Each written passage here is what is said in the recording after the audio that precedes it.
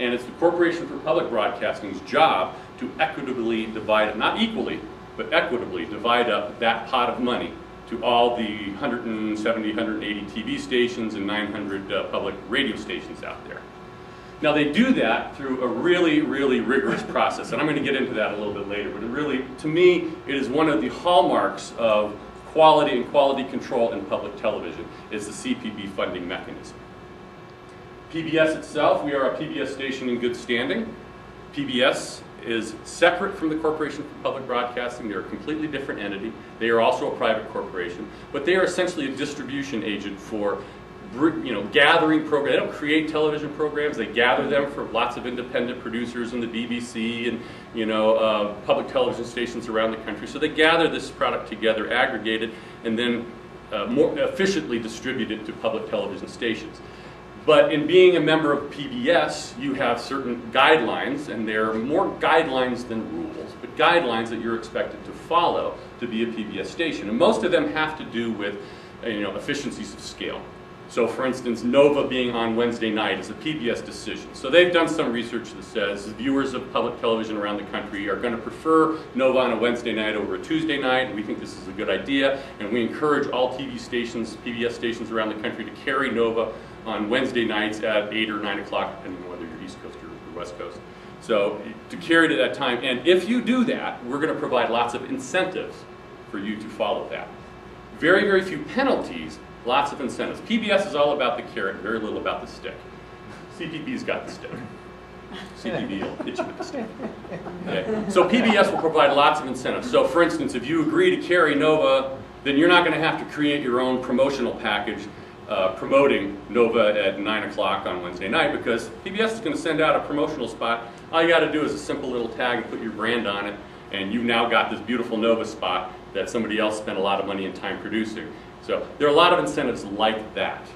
Okay? It's also in terms of getting funders for programs. So when you see those program funders at the end of a program on a national show like Nova or Nature or Masterpiece Theater, they were able to go out into the marketplace and go and talk to those funders and say, hey, we can guarantee you an audience on Wednesday night at 9 o'clock of X number of people, but it's going to be Wednesday night at 9 o'clock, and your underwriting announcement will be seen at that time. So they can make guarantees that they couldn't make if we didn't all follow PBS guidelines.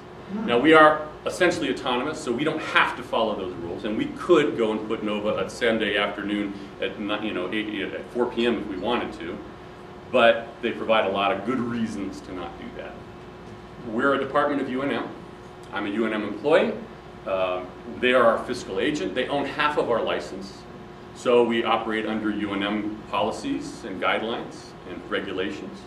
So certainly in terms of our fiscal management, our purchasing, our HR, all of that runs through UNM and UNM's policies. APS owns the other half of our license. We're unique that way. We're the only television station in the country that has two institutional owners like that. It's interesting. It's kind of like mom and dad. And sometimes you pit mom and dad against each other, and sometimes you bring mom and dad together and say, please can I have some money? But APS, they're not our fiscal agent. We're not a department of APS, but they own half of our license, and along with that comes some obligations and some responsibilities that we try to abide by.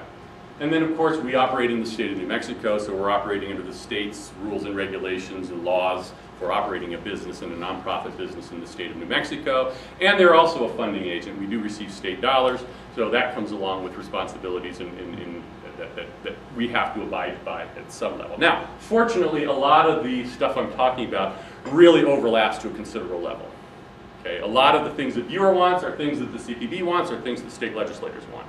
Right? They want a quality viewer experience. They want educational programming that is benefiting, the society, New Mexico society as a whole. And very few people get into the real details on what that means. Although I do have the occasional legislator call me up and complain about something or commend me on something.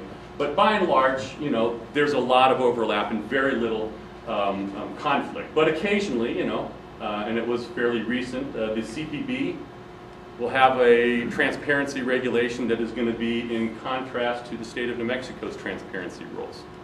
Okay, this is going to become a really big issue over the next few months as we enter into this spectrum auction. I don't know if you've heard about it, but the SEC is going to be auctioning off broadcast spectrum, and giving it to cell phone providers and broadband providers.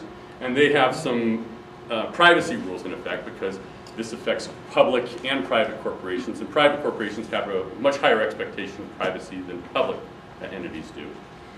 But since they're operating, they're saying you can't talk about some of these deals in public, and we have state laws that say, oh, everything you talk about is going to be in public. So there's a lot of conflict right now between state rules and federal FCC rules, and that is being negotiated by lawyers who get paid lots more than I do to figure this stuff out. But ultimately, it's an issue that we're going to wrestle with at our level. They're certainly going to wrestle with at the federal level. So lots of masters to serve. And because we have lots of masters, nope, wrong way, there we go. We have lots of processes in place. And as I was putting this together, and by the way, this was a really fascinating exercise that you guys forced me to go through when I agreed to do this. So I really have to thank you for that, because, no, it really was. It really made me stand back and look at our organization and think of things like, what is quality? What does that mean? You know, really big questions. And then, what are the processes that we use to ensure that the viewer has a quality viewing experience? And everything that I started looking at really kind of pointed ultimately to a quality viewer experience. And this is just a small set of the processes that we have in place. So I've kind of broken them down into, darn it, man, I'm getting way ahead of myself here, aren't I? There we go. I've broken them down into a broad, set of 5 main areas where we're focusing on process. And in there, there are these smaller things that are kind of big pools. And there are lots more. As I started going through, my mind started exploding of all the processes. Some of them are individual at the desk level, right? This person has this process that works for them. Some of them are departmental. Some of them are station-wide. So I kind of tried to focus on the station-wide processes. So I'll kind of dig into that, and I'll probably skip over some of them relatively quickly because, trust me, I could go on for a few hours. The first time I practiced this, it was 2.5 hours. I got worse. So I got it down to an hour. We're good. So I'll kind of, man, I'm going to get this right sooner or later.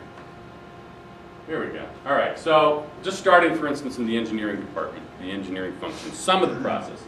We've got transmissions engineers, and they spend a lot of time on mountaintops. And their basic job, the RF engineering department, the transmission engineering department, their basic job is to make sure that that signal, once it has left the station, is propagated out as far as it's supposed to, as far as is appropriate, given FCC guidelines. Because the FCC doesn't want that signal to go too far, because then you're interfering with another station, right? So you can only go so far, and as far as it goes, it's got to be good.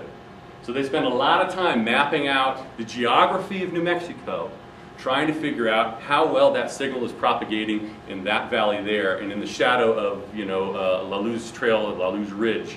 Things like that just drive these poor guys crazy. And then we have this extended network that picks up the primary signal from our main transmitter, and this is our main transmitter up on Sandia Peak. It picks up that signal and it propagates it even further. It might be within the 150-mile radius that this signal extends, but really hitting say Glorieta, which is in the shadow of La Luz. So our signal from Sandia is shadowed by that ridge and doesn't hit Glorieta. So we have to have a translator, a small transmitter in that area to make sure that Glorieta, I think we figured there were 1,400 homes that wouldn't see public television for free if we didn't have that translator. There might be 5 of those who actually need to see it for free. But that's part of our quality service, is as a public television station, we're supposed to be there whether you need us or not. You have a choice of paying for satellite or paying for cable or receiving it free over the air. You have that choice. But the FCC and the federal government, years ago when they created the public broadcasting system, said, we want every citizen in the United States to have this quality public television experience. And your job, public television station, is to make sure every citizen in your area has that for free. They want to pay for cable or satellite, that's on them.